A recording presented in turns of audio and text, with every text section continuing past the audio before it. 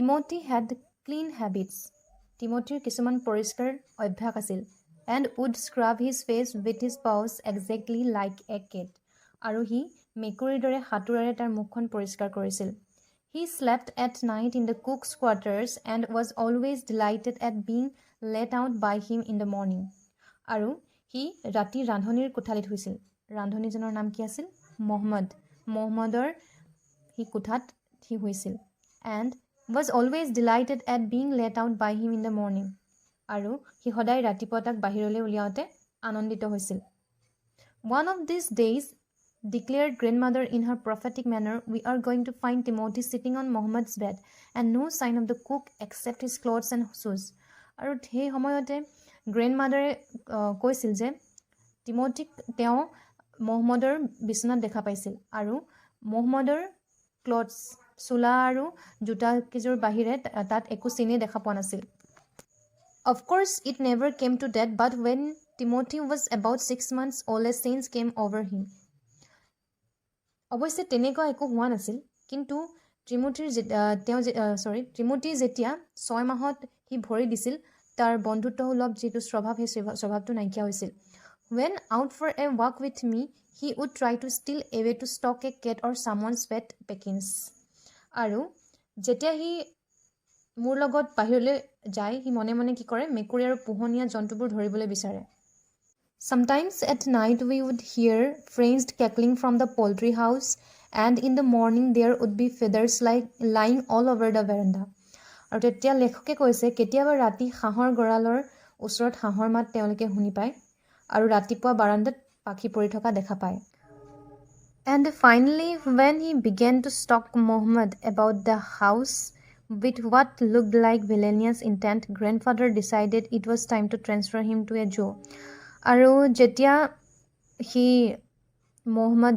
মহম্মদক খুব ভয় লগা বা খুব খঙেৰে সি যেতিয়া মহম্মদৰ পিছা লয় বা পিছে পিছে যায় তেতিয়া সেই ৰূপটো দেখি গ্ৰেণ্ডফাদাৰে সিদ্ধান্ত লৈছিল যে তাক চিৰিয়াখানালৈ ট্ৰেন্সফাৰ কৰিব লাগে বুলি. The nearest zoo was at Lucknow, 200 miles away. আৰু লক্ষ্ণৌৰ চিৰিয়াখানাখন তেওঁলোকৰ ঘৰৰ পৰা 200 মাইলৰ আঁতৰত আছিল. Reserving a first-class compartment for himself and Timothy. তেওঁ নিজৰ কাৰণে আৰু টিমথিৰ কাৰণে এটা ডবা সংৰক্ষণ কৰি ল'লে. No one would share a compartment with them.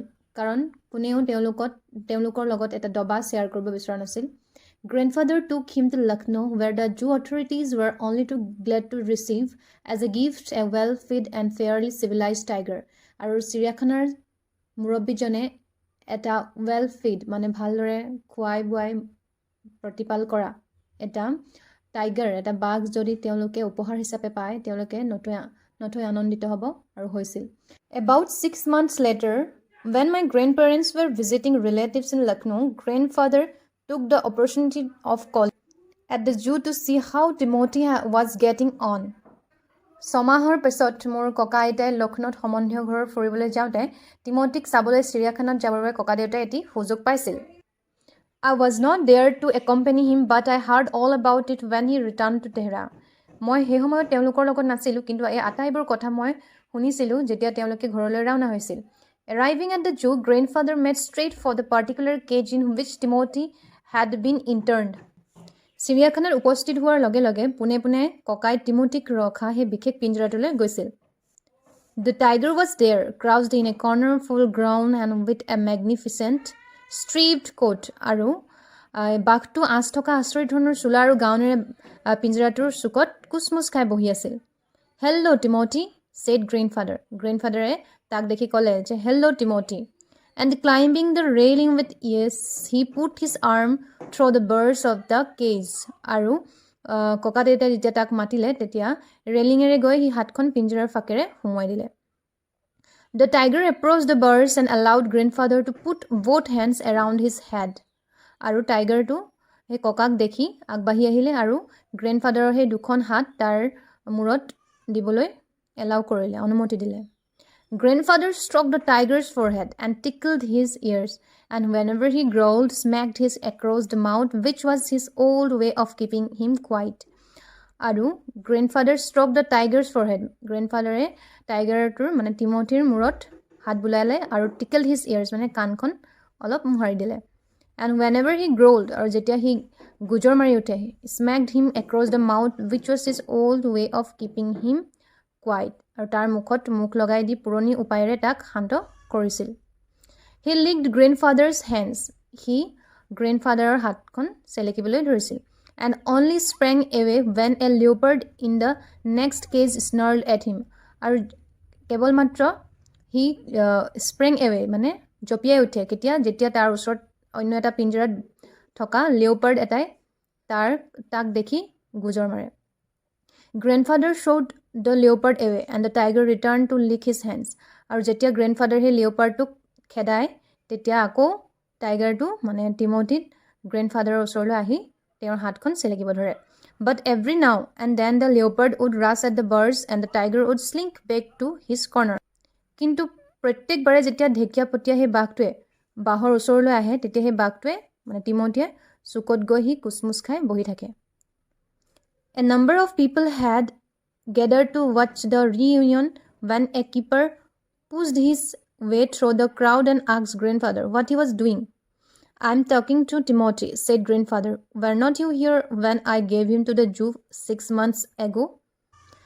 তেতিয়া কিছুমান লোকে বাঘ আৰু সেই মানুহৰ এক একত্ৰিতকৰণ চাবলৈ জুম বান্ধিছিল অৰ্থাৎ গ্ৰেণ্ডফাদাৰে যে টিমথিৰ লগত ইমান কাষ ওচৰ চাপি আহি তাক ইমান মূৰত হাত বুলাইছিল সেই আদিবোৰ দেখি পেলাই মানুহে জুম বান্ধিবলৈ ধৰিছিল আৰু তেতিয়া এজন ৰখীয়াই জুমৰ মাজেৰে গৈ ককাক সুধিছিল যে তেওঁ কি কৰি আছে ককাই কৈছিল তেতিয়া মই টিমথিৰ সৈতে কথা পাতিছোঁ 6 মাহৰ আগত যেতিয়া মই ইয়াক চিৰিয়াখানালৈ থ'বলৈ আহিছিলোঁ তুমি তেতিয়া ইয়াত নাছিলা নেকি বুলি গ্ৰেণ্ডফাদাৰে সেই ৰখীয়াজনক সুধিছিল I have not been here very long, said the surprise keeper.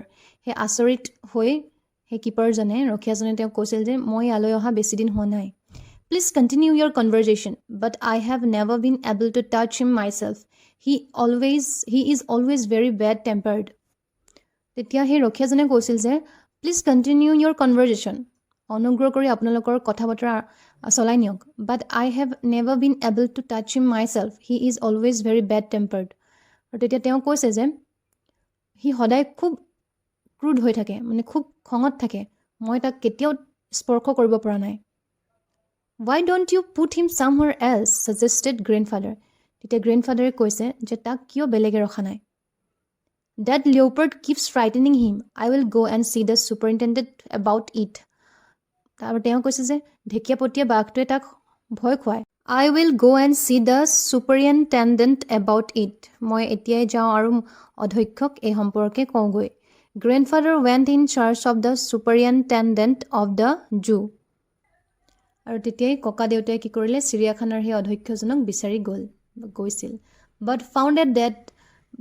found that he had gone home early and so after wandering about the zoo for a little while he returned to Timothy's cage to say goodbye. It was beginning to get dark. আৰু কিন্তু তেওঁ যেতিয়া গৈছিল অধ্যক্ষজনক বিচাৰি তেওঁ অলপ আগতে ঘৰলৈ গ'ল যিহেতু সেইকাৰণে তেওঁ সেই অধ্যক্ষজনক লগ নাপালে অলপ সময় চিৰিয়াখানাত ঘূৰি তেওঁ টিমথিৰ পৰা বিদায় ল'বলৈ পিঞ্জৰাৰ ওচৰলৈ গ'ল আৰু সেই সময়ত আন্ধাৰ হ'বলৈ ধৰিছিল He had been stroking and sleeping Timothy for about 5 minutes when he found another keeper observing him with some alarm. Grandfather recognized him as the keeper who had been there when Timothy had first came to the zoo.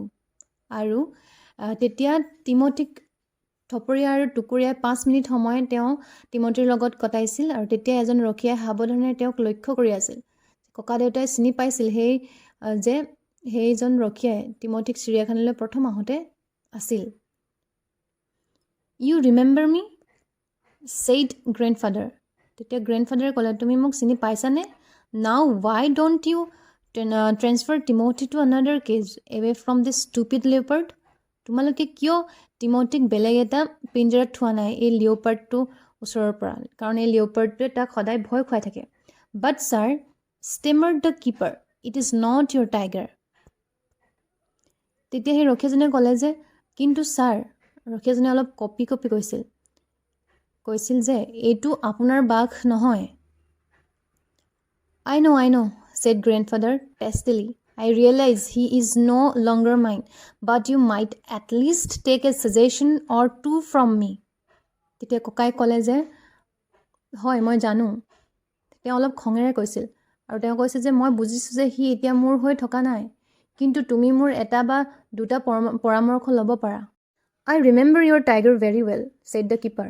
আৰু সেই কিপাৰজনে ক'লে যে হয় মই আপোনাৰ বাঘটোক চিনি পাইছিলোঁ। He died 2 months ago. সি 2 মাহৰ আগতেই ঢুকাল। Died, exclaimed grandfather. তেতিয়া গ্ৰেণ্ডফাদাৰে চিঞৰি উঠিল, মৰিলে? Yes, sir, of pneumonia. হয় ছাৰ, নিমনিয়াত সি মৰিল।